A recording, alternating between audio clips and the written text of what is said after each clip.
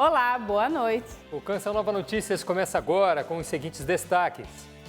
Papa volta a fazer apelo pela paz no mundo. 34 brasileiros vão ser retirados da região da guerra nesta quinta-feira. Dioceses do Brasil ganham 5 novos bispos nomeados pelo Papa. Campanha Novembro Azul conscientiza sobre câncer de próstata. Vacina contra a Covid-19 no calendário nacional de vacinação. Preço da cesta básica cai em 12 das 17 capitais pesquisadas pelo DIEESE. Como preservar um dos rios mais importantes de São Paulo. E a noite de festa com os vencedores do troféu Louvemos o Senhor. Começa agora o Canção Nova Notícias.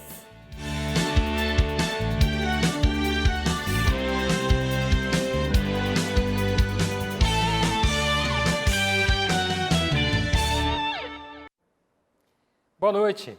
Na catequese de hoje, o Papa Francisco renovou o apelo de oração pelos povos que sofrem com os conflitos armados. De modo especial, pediu pelas pessoas da Ucrânia, Israel e Palestina. O Santo Padre voltou a afirmar que a guerra é sempre uma derrota.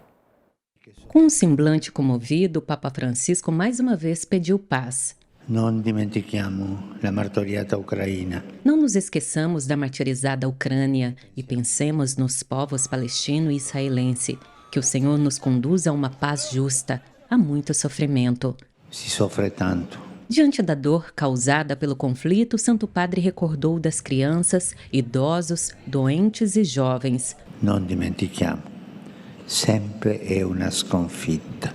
Não nos esqueçamos de que a guerra é sempre uma derrota, afirmou Francisco. De acordo com informações da Santa Sé, o Escritório da ONU para a Coordenação de Assuntos Humanitários afirmou que cerca de 15 mil pessoas fugiram ontem da cidade de Gaza e que o exército israelense matou nesta semana Mohsen Abu Zina, chefe da produção de armas do Hamas. O Papa Francisco também falou do testemunho da venerável serva de Deus, Madeleine Delbrel. Assistente social, escritora e religiosa, Madeleine Delbrel viveu mais de 30 anos nos subúrbios de Paris. Depois de uma adolescência no agnosticismo, aos 20 anos se converteu. De acordo com o Papa, Madeleine deixou-se desafiar pelo grito dos pobres e dos que não acreditavam em Deus, interpretando-o como um desafio para despertar o anseio missionário na igreja. Infine, Madeleine te ensina. A venerável serva de Deus ensina-nos ainda outra coisa. Evangelizando, somos evangelizados. Somos transformados pela palavra que proclamamos. Que o Senhor nos ajude, como ajudou Madeleine Delbrel, a redescobrir que a fé é um tesouro extraordinário. Tradicionalmente, muitos casais de noivos estão presentes na catequese para receber a bênção do Papa. Recém-casados, Álvaro e Dúlia se encontraram com o Santo Padre. Então, nós temos 10 dias de casados, né? Então foi uma verdadeira bênção estar aqui com o Santo Padre e ele abençoar o nosso matrimônio. Foi uma sensação indescritível, né? Para nossa fé, para nossa vivência, assim, e receber essa bênção tão especial para nós e para nossa família, né? Foi uma verdadeira graça da providência de Deus. O apelo de paz do Papa Francisco se completa com o pedido da Cruz Vermelha para que Hamas e Israel garantam proteção aos civis e agentes humanitários no conflito. O grupo de brasileiros aguarda autorização para deixar a faixa de Gaza. Após ficarem de fora da lista desta quarta-feira, 34 brasileiros esperam sair amanhã do território palestino. A informação não foi confirmada pela embaixada, mas assim que deixarem o enclave, o grupo irá para o Egito, de onde deve embarcar para o Brasil. Para o secretário-geral da ONU, Antônio Guterres, o número de crianças mortas no conflito indica haver erros na ação militar e reafirmou as violações por parte do Hamas ao usar civis palestinos como escudos, o que aumenta o número de mortos. Israel prometeu acabar com o Hamas, que governa a faixa de Gaza, porém, a ação já tirou a vida de mais de 10.500 palestinos. É preciso distinguir. O Hamas é uma coisa, o povo palestino é outra, disse Guterres. Para ele, sem essa distinção, é o próprio senso de humanidade que perde sentido. A Cruz Vermelha apelou por proteção aos agentes humanitários e civis em Gaza, depois que um comboio de suprimentos médicos foi atacado. Este delegado da entidade disse ser difícil trabalhar nessas condições e atender às necessidades da população. Sofrendo as dores e dificuldades da guerra, os santuários da Terra Santa voltam a pedir pelo cessar-fogo e continuam as iniciativas de oração pela paz na região. Amanhã, uma vigília será feita em Jerusalém. O Papa Francisco nomeou 5 novos bispos para as dioceses brasileiras. Quem chega com todas as informações desse dia abençoado para a Igreja do Brasil é Ronaldo da Silva, direto de Brasília. Boa noite, Ronaldo. Esta foi mesmo uma quarta-feira bem abençoada para algumas dioceses brasileiras. A CNBB saudou os religiosos e desejou a todos uma frutuosa missão. Acompanhe agora na reportagem de Liana Nunes. A Arquidiocese de Maceió agora tem um bispo coadjuntor. Dom Carlos Alberto Pereira deixa a Diocese de Juazeiro, na Bahia, para colaborar com a Igreja Particular Alagoana. Ainda na região Nordeste, o Papa Francisco nomeou o padre Alcivan Tadeus Gomes de Araújo, da Diocese de Caicó, no Rio Grande do Norte, como bispo auxiliar da Arquidiocese da Paraíba. No Piauí, Dom Edvalter Andrade, da Diocese de Floriano, assume o pastoreio da Diocese de Parnaíba, no mesmo estado. No Amazonas, o padre Joaquim Hudson de Souza Ribeiro, atual pároco da Catedral da capital amazonense, foi nomeado bispo auxiliar da Arquidiocese de Manaus. A Diocese de São Gabriel da Cachoeira, também no Amazonas, acolhe padre Raimundo Vantui Neto, do clero de Roraima, como novo bispo diocesano. A Sociedade Brasileira de Urologia realiza a campanha Novembro Azul, de prevenção ao câncer de próstata. A doença é silenciosa, assintomática e o tipo mais frequente entre os casos de câncer no sexo masculino no Brasil.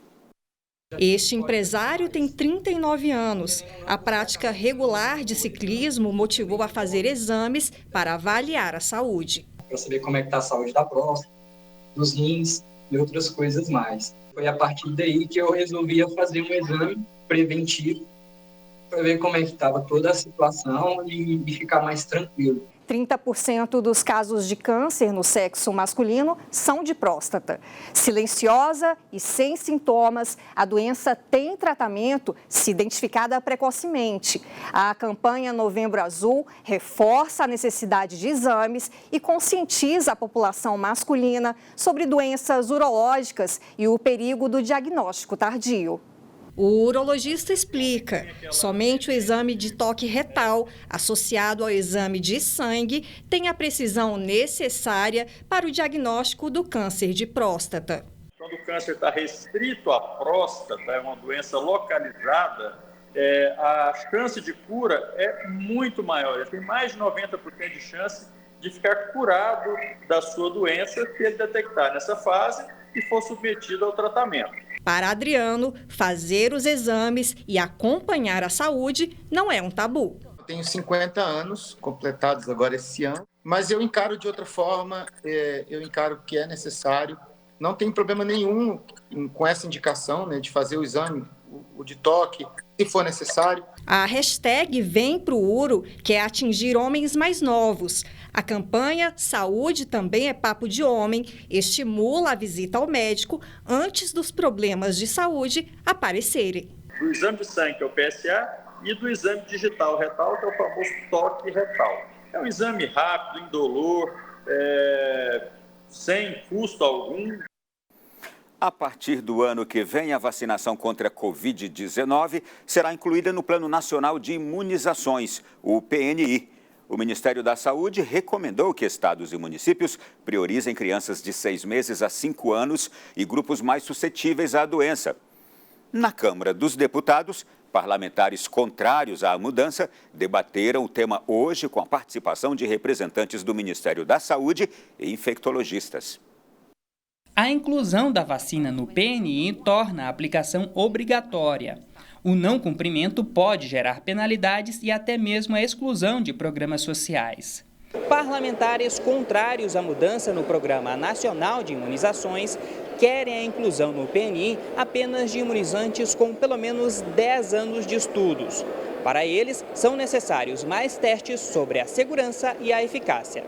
A gente tem que lutar para que as pessoas se vacinem, sim, que as crianças sejam vacinadas, mas não se obrigue uma vacina que ainda não tem, a questão da eficácia, da segurança totalmente comprovada. Para o infectologista, a vacina contra a Covid não dá garantia contra a infecção por coronavírus. E por esse motivo, não há urgência na inclusão no PNI. Nós temos dezenas, centenas de estudos que mostram que esses imunizantes eles têm baixa eficácia. Já o diretor do Departamento de Imunizações do Ministério da Saúde defendeu a inclusão no PNI e afirmou que a Covid é a doença infecciosa com maior risco para crianças. Ela vai avançando entre as crianças e a faixa etária intermediária que teve acesso à vacinação e teve uma resposta diferente à vacinação, ela começa a ficar mais achatada pelos dois extremos. Os deputados da Comissão de Fiscalização e Controle aprovaram um requerimento para ouvir a ministra da Saúde sobre o tema. Nízia Trindade confirmou a participação para o dia 28 de novembro. A proposta de emenda à Constituição referente à reforma tributária começou a ser votada pela Comissão de Constituição e Justiça do Senado Federal. Ao vivo de Brasília, a repórter Aline Campelo traz as informações. Boa noite, Aline. A votação prossegue no Senado? Uma excelente noite, Elaine, Wallace e a todos que nos acompanham ao vivo no Canção Nova Notícias. Bem, respondendo à sua pergunta, é isso mesmo. O relatório da reforma tributária começou a ser votado agora há pouco, em primeiro turno no plenário do Senado. Isso depois da aprovação de urgência da votação do texto. Um requerimento para a realização de calendário especial foi aprovado, mesmo após diversos senadores pedirem que essa votação da reforma tributária fosse adiada para que analisassem melhor a PEC e também as emendas acolhidas pelo relator. Entre os parlamentares aconteceram reclamações sobre o direito de apresentar novas emendas no plenário, o que ficaria prejudicado com esse calendário especial. A proposta precisa do aval de 49 dos 81 senadores em 2 turnos de votação. Ontem, como nós acompanhamos, a Comissão de Constituição e Justiça aprovou o texto para a reforma. Votaram a favor do parecer 20 senadores, com 6 votos contrários. A comissão acolheu 245 emendas das mais de 800 apresentadas. Mais cedo, o presidente Lula disse esperar pela aprovação da reforma tributária hoje no Senado e prometeu: prefeitos e governadores não ficarão sem recursos, mesmo com a crise de arrecadação que afeta o país. Seguimos então acompanhando. Volto com você, Elaine. Obrigada, Aline. Uma boa noite para você. Em outubro, o preço dos alimentos caiu em várias cidades do país. Sidney Fernandes, de São Paulo, traz as informações para a gente.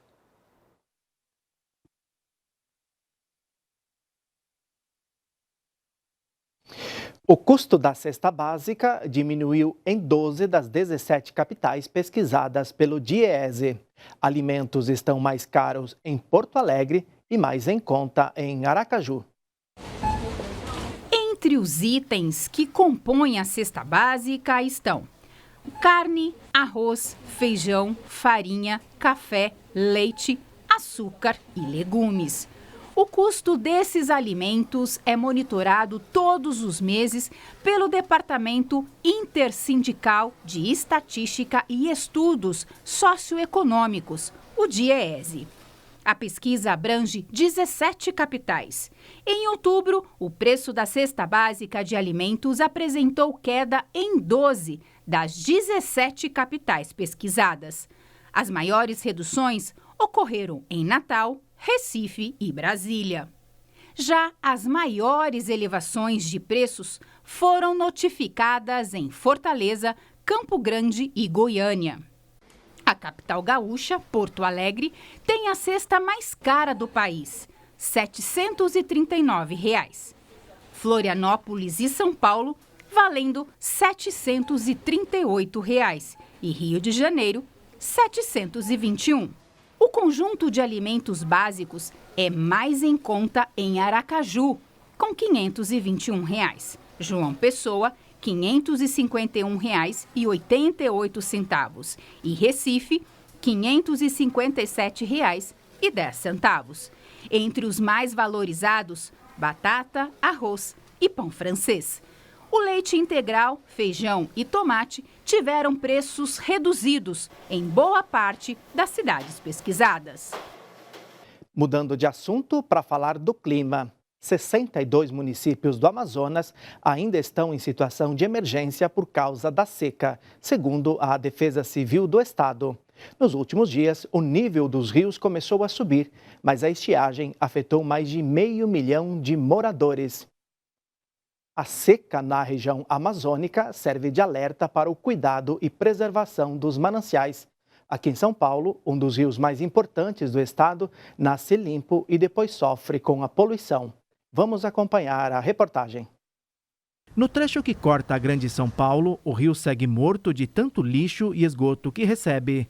Mas nenhum rio nasce desse jeito. Estamos na Serra do Mar, em Salesópolis, a cerca de 125 quilômetros da capital paulista.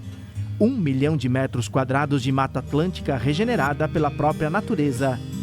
A história de um dos rios mais importantes do país começa nesse pedaço de chão. O rio que banha cerca de 70 municípios nasce aqui. A descoberta foi feita em 1954 pela Sociedade Geográfica Brasileira. A água que brota aqui é cristalina e dá para beber sem problema algum. Bem gelada, ela tem um gostinho de barro, mas a sensação de tomar água na nascente do Velho Tietê é única. Aí a gente olha para a água, você vê a vida na água. São bioindicadores de água limpa. Como a água é bem oxigenada, a gente encontra no interior dela um peixe que era comum nos nossos córregos antigamente. Tá? Nos que não estão poluídos, eles estão lá ainda. É o guaru, o guaruzinho, o peixinho. Tá? Esse peixinho é um bioindicador também de águas não poluídas, de água boa, que a gente pode consumir in natura. A fenda entre a rocha parece uma artéria que vai irrigar o corpo do rio. Apesar de estar a 22 quilômetros do litoral de São Sebastião, o rio jorra suas águas no sentido inverso, rumo ao continente, sendo fundamental para as cidades. Por isso ele é chamado rio contrário, rio teimoso. Ele desvia-se do oceano e cai para dentro do continente. Nasce aqui a 1.027 metros de altitude, caminha 1.136 quilômetros e vai desembocar na cidade de Itapura, divisa com Mato Grosso do Sul, no Rio Paraná, onde afoza o Rio Tietê, a mais ou menos 260 metros de altitude. Para formar um rio, eu preciso de muitas nascentes pequenininhas. Então, o ponto que a gente está, a gente coloca como uma área sagrada. Ela não pode ser mexida, ela tem que ser preservada. A partir daqui que começa a vida da gente. Seu Gastão é professor de geografia e se dedica há 27 anos na preservação da nascente. Um de seus sonhos é ver as águas de todo o rio Tietê semelhante à que brota na vertente. A parte que me cabe diretamente é fazer essa coleta de lixo e não jogá-lo no chão, tá? Aí você já vai ter um grande avanço na limpeza do rio Tietê. Se eu conseguir reverter pelo menos uma poluição mais rapidinho que a outra, eu já tenho um grande avanço. Cuida, preserva, limpa, ajuda a fazer esse trabalho para tornar o rio saudável.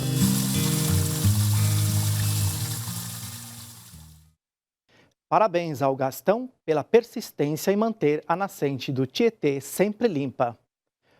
Outras informações de São Paulo você confere amanhã. Boa noite a todos. Olha, agora vamos conferir como vai ficar o tempo nesta quinta-feira de primavera aqui no Brasil. Os detalhes da previsão com Mauricéia Silva. Boa noite a você que nos acompanha. Algumas regiões já sentem a onda de calor por conta do ar seco que está sobre o país. A umidade vai ficar abaixo dos 30%, em parte do Paraná, São Paulo, Rio de Janeiro e Distrito Federal. E atenção, nordestinos, vocês devem tomar bastante água, pois o sol permanece firme no sertão. Já em Salvador vai haver alerta de temporais. O sul do Rio Grande do Sul também pode ter temporais. Chove forte em áreas de Santa Catarina e no Paraná. O tempo firme predomina no sudeste, que até pode ter algumas pancadas de chuva. Vamos às temperaturas? Temos aí mínima de 14 graus em Belo Horizonte e máxima de 37 graus no Rio de Janeiro. No interior do país, chove forte a qualquer hora no Mato Grosso do Sul. No norte, o alerta de temporais é para o Pará, Acre e parte de Rondônia. Faz sol nos demais estados da região.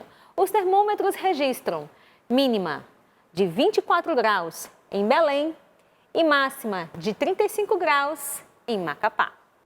Mais de 8 milhões de brasileiros estão na fila do desemprego. No fim de ano, aumentam as vagas, mesmo que temporárias. Quando algumas empresas capacitam os trabalhadores, todos saem ganhando. E os cidadãos voltam a sonhar com uma retomada da carreira. Bom dia, tudo bem?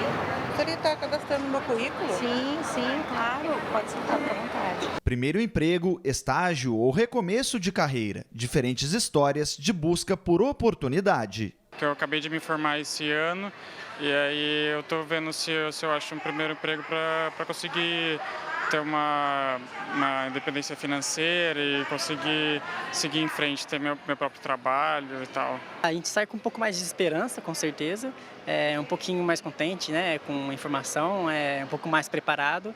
Durante a segunda-feira do trabalhador, os participantes encontram qualificação, geração de renda e acesso ao mercado de trabalho, além de informação e cuidados com a saúde emocional, fator importante na hora da tão sonhada entrevista de emprego. É claro que é importante a gente gerenciar essa ansiedade, mas um pouco ali pode acontecer. O principal realmente vai ser o respeito, a empatia, a comunicação, né, a sua atenção voltada ali na hora da entrevista, que ele vai olhar, nossa, que agradável conversar com essa pessoa, que pessoa inteligente, simpática, né, olha a desenvoltura dela, que essas características possam chamar a atenção. Gerenciamento financeiro e estratégico são ferramentas para quem deseja empreender e inovar. Opção encontrada de forma rápida e prática. Uma série de palestras acontecendo que dão informações adicionais sobre como se comportar numa entrevista de emprego, como fazer um currículo melhor, como usar melhor as redes sociais para poder se posicionar melhor. Enfim, são capacitações para elevar o nível de qualificação do trabalhador. E nem mesmo os 14 anos fora do mercado de trabalho impediram Patrícia de idealizar novas metas profissionais. A esperança é a última que morre. Isso mesmo, né? Manter a esperança. Sempre. Helena, deixa eu te perguntar uma coisa. Você gosta de um cafezinho? Oh. Pois é. Além de ser uma paixão nacional, o café tem grande importância na economia do país.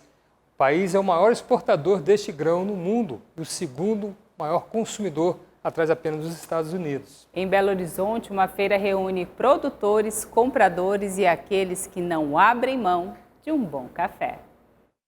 Um evento onde os apaixonados por café têm a oportunidade de experimentar diferentes sabores e produtos da mesma matéria-prima.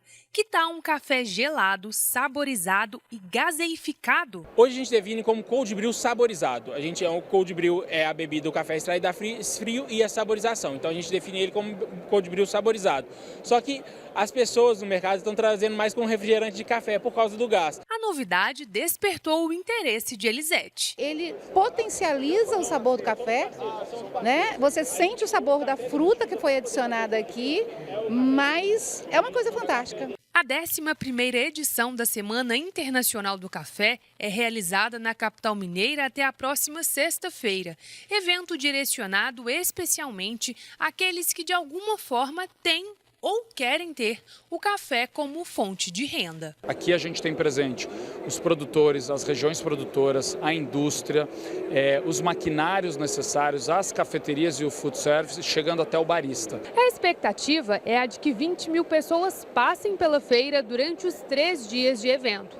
A presença dos visitantes deve gerar pelo menos 50 milhões de reais em negócios. O produtor está dentro das propriedades produzindo e aí procura uma grande oportunidade para poder mostrar o que está sendo feito durante toda a safra, durante todo esse período que ele trabalha no campo arduamente para produzir a qualidade do café que será aqui apresentado. Atualmente, o Brasil é o maior exportador de café do mundo e o segundo maior consumidor.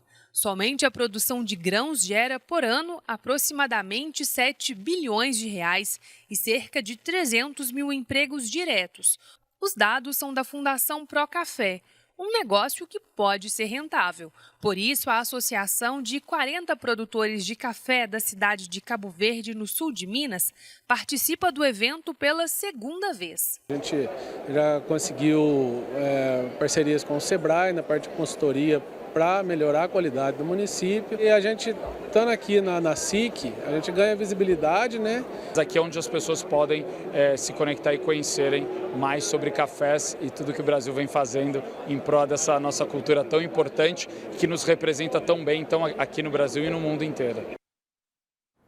A moringa, árvore facilmente encontrada no Brasil, é rica em nutrientes. O Simpósio Internacional em Sergipe discute seus benefícios até a próxima sexta-feira. O evento, que já foi realizado nas Filipinas e na África do Sul, está em sua terceira edição.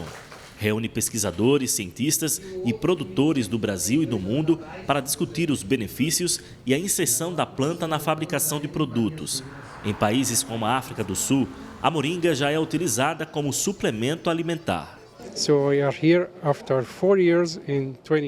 Estamos aqui depois de 4 anos, em 2023, passando com todos esses problemas pós-pandemia e logísticas técnicas, para falar da importância da moringa, que pode ser utilizada na comida humana, animal, em diferentes indústrias.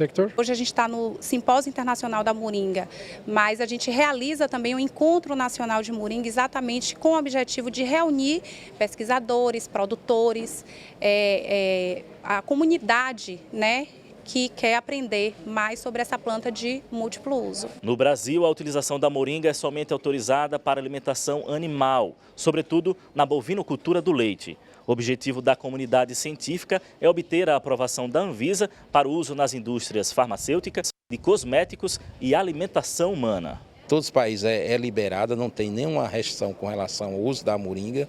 E aqui no Brasil houve essa proibição que a gente está tentando liberar, através das pesquisas que a gente vem fazendo, né, para exatamente responder essas perguntas que a Anvisa faz, né, com relação à toxicidade. Se alimenta da moringa a galinha, o peixe, o porco, a ovelha, o cavalo e a vaca, principalmente os animais de produção de leite. Originária da Índia, a planta é objeto de pesquisa em várias partes do mundo.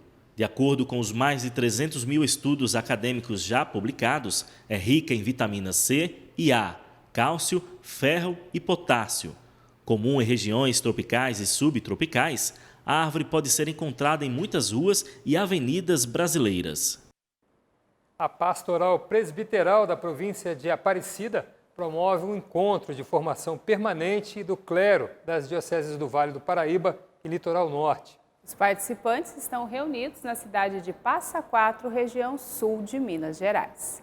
100 padres e 3 bispos, 5 dioceses e um propósito comum: aprender para melhor servir. Este ano o tema, como não poderia deixar de ser, é a preparação para a recepção da nova edição do Missal Romano.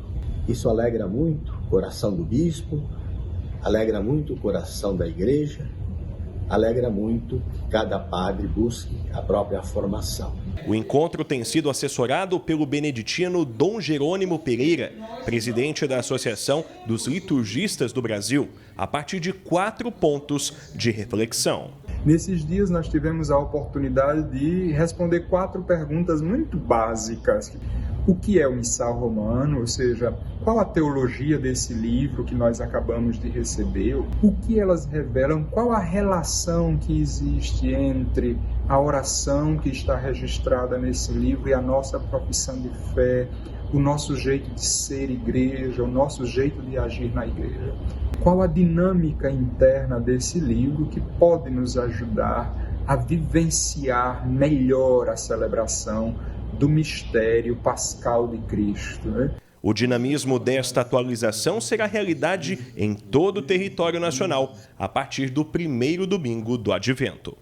Experiência tão bonita da igreja, né, que também valoriza cada vez mais a liturgia através desse cuidado demonstrado com o missal, esse livro tão importante para as nossas celebrações eucarísticas. A quarta-feira, na Canção Nova, é o Dia da Providência Divina. É ela que mantém toda a evangelização feita pelo sistema de comunicação.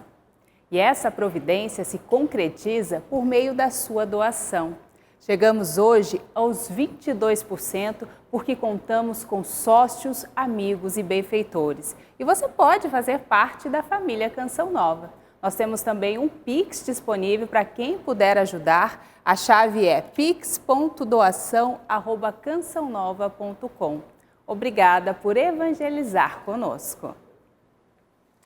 Elaine, falando de evangelização, vamos falar também um pouquinho de festa de evangelização, né? Muita festa. Anunciados os vencedores do troféu Louvemos o Senhor 2023.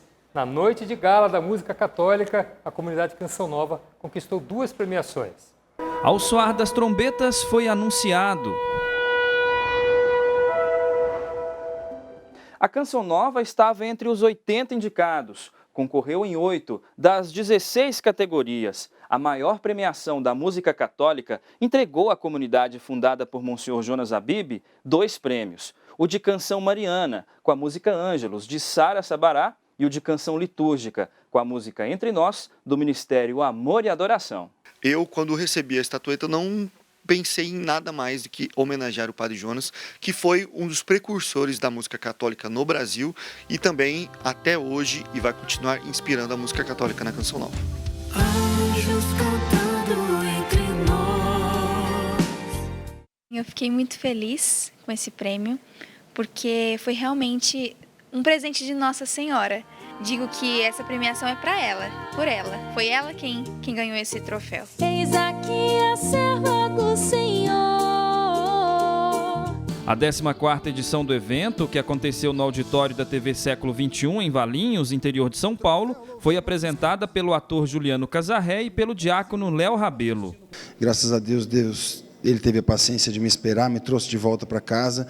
Emocionado porque Deus usa a pessoa, Deus me usa. Deus tem me usado. Interessante como que Deus fala e a gente obedece e faz. Uma celebração da unidade, um momento de reconhecimento do trabalho de evangelização dos cantores, dos músicos católicos. Lá no troféu pude estar eu, Marcelo Chaves, que é o gerente do conteúdo digital aqui da Canção Nova, e também o Rodrigo Luiz, que é o gerente do Sistema Canção Nova de Comunicação. E é muito bom a gente poder fazer esse network com as pessoas que também estão nos bastidores, mas também os que estão à frente da música católica no Brasil. Padre Fábio de Mello foi homenageado por sua dedicação à música católica. Eu quero me comprometer mais uma vez diante de todos vocês em ser o melhor padre que eu puder. 12 emissoras de inspiração católica transmitiram a premiação. Quando eu era pequena eu via, as premiações do Troféu Louvemos e nunca imaginava que um dia eu estaria lá. Faça assim em mim segundo o seu amor.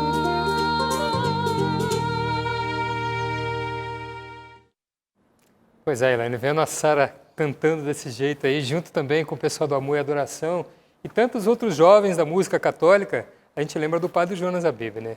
Foi uma belíssima homenagem. E ele costumava dizer que o músico na igreja, ele é a ponta de lança, aquela que rasga o coração das pessoas para que Jesus entre e faça a diferença na vida delas, né?